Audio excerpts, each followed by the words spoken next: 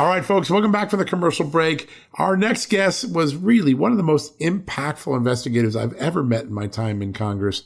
If you can think of a scandal in the last 10 or 12 years, Jason Foster was almost certainly involved in it, whether it was Fast and Furious, Russia collusion, really one of the true great investigators in all of Washington. And about a year or so ago, he retired from the Senate, created an incredible whistleblower group called Empower that is really making a difference in the oversight category, protecting whistleblowers who want to come out and blow the whistle, particularly in the Biden administration. And he's joining us now because there is an amazing story about NIH, China, the coronavirus, and an effort to keep you, the American people, in the dark. Jason, great to have you on the show today.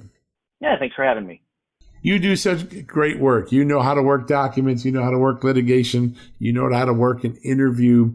But every so often, a little thing happens that I think speaks volumes to the mentality of the bureaucracy of the federal government. It's the mentality that it's not responsive to the American people anymore. It's their information, not the taxpayers' information. When you found that there had been some information that had been disclosed by NIH and you brought it to the attention of NIH, rather than make it more public or accept it, they tried to play the game of hiding something that already had gotten out of the toothpaste tube. Tell us what went on there. Yeah, so we're in FOIA litigation against NIH over this controversy about them having deleted some coronavirus genetic information from a database that NIH runs at the request of a Chinese researcher. There were some articles about this, and some senators asked questions about it. Senators Grassley and Blackburn and Marshall wrote letters asking about it, and they got stonewalled by the agency. Basically trying to figure out why would they do this? Why would they agree to a Chinese researcher's, in the middle of a pandemic, why would you let a Chinese researcher's request to remove information that could be related to the pandemic, that's related to these coronavirus genetic sequences? Why would you delete that? So that deletion was requested in June of 2020, right in the height of the pandemic. And the NIH did delete them. There were some news articles about it. As I said, the senator's questions about it. Yeah, we wrote about it. Yeah, you guys wrote about it. And so we did a FOIA about it. And they basically ignored us. They blew through all the statutory deadlines. They completely ignored the deadlines for months and months and months. Didn't even send us an acknowledgement saying, you're in the back of the queue. It'll take us a while to get to you. So we eventually had to sue. We got documents related to, that we got some of the documents we were seeking. We put out a report last March going through the documents that we had received. And then we received more documents in May.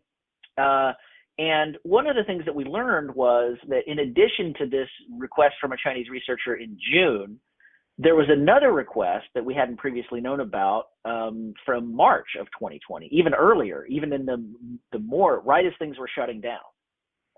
And this was we're not sure if it's a different researcher. There's a different name associated. There's a different university associated with it. So the one in June was the Wuhan University. It was a researcher identified as someone from the Wuhan University, and they redacted the name of that person. That's the one that there was the big controversy already over. Well, we learned there was another request in March with somebody who said they were associated with the Chinese Agricultural University. But in that May production, they didn't redact that person's name. And so in a filing recently, we asked the government, or we asked the court to look skeptically on the agency's affidavits claiming that they had done everything appropriately, because, hey, look, here's an example where they're claiming that they had to redact these researchers' names in one place, but they didn't redact it in the other place. And our point in saying and pointing that out to the court was, hey, you have an affidavit from the chief Freedom of Information Act officer claiming that they did everything exactly properly. But look, they didn't even, they clearly released this person's name here, and then they weren't releasing similar person's name in another place. So there's an inconsistency here. They're not being consistent. That's all we offered it for. And then after we filed our motion, that was one of our arguments in our opposition to the government's request, for summary judgment. And as soon as we, a day or two after we filed our motion, the government filed a motion seeking to seal those portions of our motion that mentioned the name of the Chinese researcher that they had disclosed to us. Go figure that one out, right? They release it. You refer to it. Now they want to censor you from talking about it. Exactly. That's exactly what they're attempting to do. We'll be filing our official answer opposing the attempt to seal our filings on Friday. But right now the court has only heard from the government side. Just with their request to have it all sealed. But the information is already out there. It's already public for anybody who wants to look at our filing. The court hasn't preemptively sealed it, prior to its making a decision. It is an example of trying to put the toothpaste back in the tube, and it's an example of the government, moving heaven and earth to quickly file a motion to seal something, to try to protect the supposed privacy rights, of a Chinese researcher, associated with the Chinese government, research program at their Chinese supported, government supported universities over there. And meanwhile, that's just a huge contrast to what we see them doing. I've seen in other cases where a whistleblower's name, that they don't take actions to protect. Yeah, they won't take actions to protect a whistleblower's name who's an American citizen, a government employee who reports wrongdoing. There's another example in another case that, isn't public, I can't talk about right now, but where that's exactly what's going on, where they've said, well, too late, it's already out there, there's nothing we can do about it now. But when it's a Chinese researcher, for some reason, and it has something to do with a big important issue, like, maybe finding more information about the origins of the pandemic, all of a sudden, now they're on the ball and they're spending time and resources to try to put the toothpaste back in the tube. When we all, that's impossible. It's already out there. It is unbelievable that they're more interested in protecting a Chinese researcher, a foreign nationals researcher's contacts with the NIH than the American public's interest in maybe getting to the bottom of this deletion, which, by the way, could really help us give us some visibility into what they knew about the coronavirus and whether any of our prior research activities in China contributed to it. It's just remarkable that they'll go to that extent. What do you think is the real motive here? Why did they delete that data originally? Why are they trying to protect the names of people? It seems like anyone who contacts the government, I don't think there should be an assumption of privacy. If you engage with the government, seems like that's a legitimate thing that we should know the name of a person who did it. What do you think is the long-term thinking here? What do you think they're trying to hide in all this? Well, what they argued to the court was that they needed to protect the person named from any harassment because of the sort of the white-hot attention of anything related to COVID-19. So their presumption is that somehow, I guess, that if someone knows the name, that there'll be, some kind of public backlash or someone making some kind of a threat or something to someone in China, I guess. But that's what they're claiming to the court. I think the reason this is particularly sensitive, though, for them, and the reason maybe they want to try to clamp down on information as much as possible is, as I said, this is another deletion. So there's multiple deletions. There's not just the one that's already been written about. That's so important. That happened in June of 2020. This is an earlier one in March, and it has to do with pangolin coronavirus sequences. There was this outside researcher, Jesse Bloom, who's been in the news, who was sort of the person from the outside pushing the NIH to look at this stuff. Well, his name is all over the documents, right? So to your point, they didn't redact Jesse Bloom's name anywhere. But when Jesse Bloom was trying to get to the bottom of, well, why did you answer the request? Why did you agree to the request of this Chinese researcher named so-and-so, who, by the way, Jesse Bloom is the person who writes the name in the email, right? So it's an American citizen who's concerned about whether the government's doing the right thing. He's saying, I noticed that this was all public information that Jesse Bloom had access to, right? It's not some kind of private government information or classified information.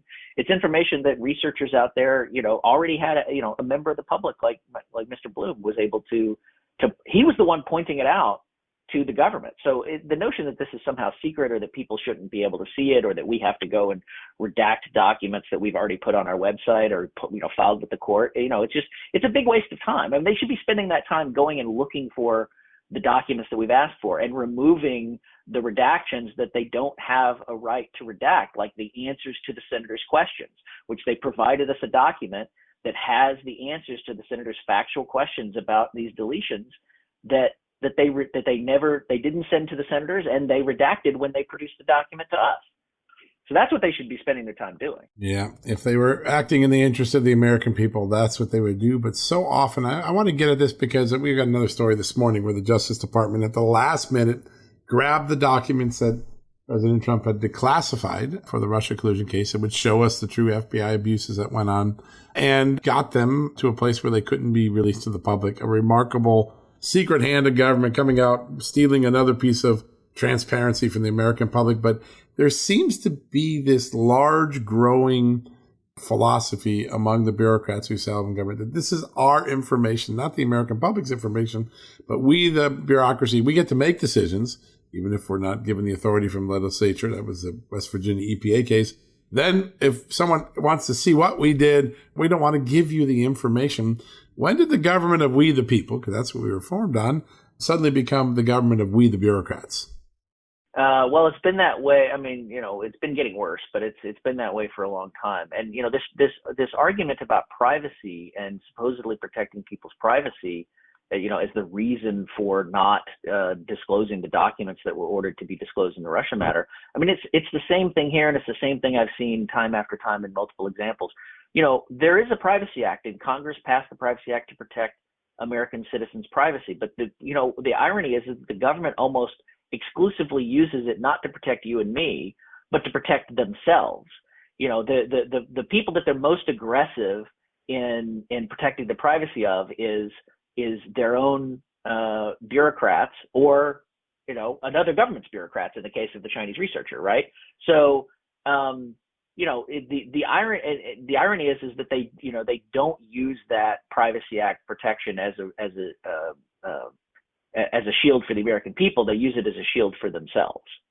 Yeah, it's just remarkable. And oftentimes it's a shield to protect themselves from, unflattering revelations about mishandling government documents, misleading the FISA court, whatever is in the heart of a controversy.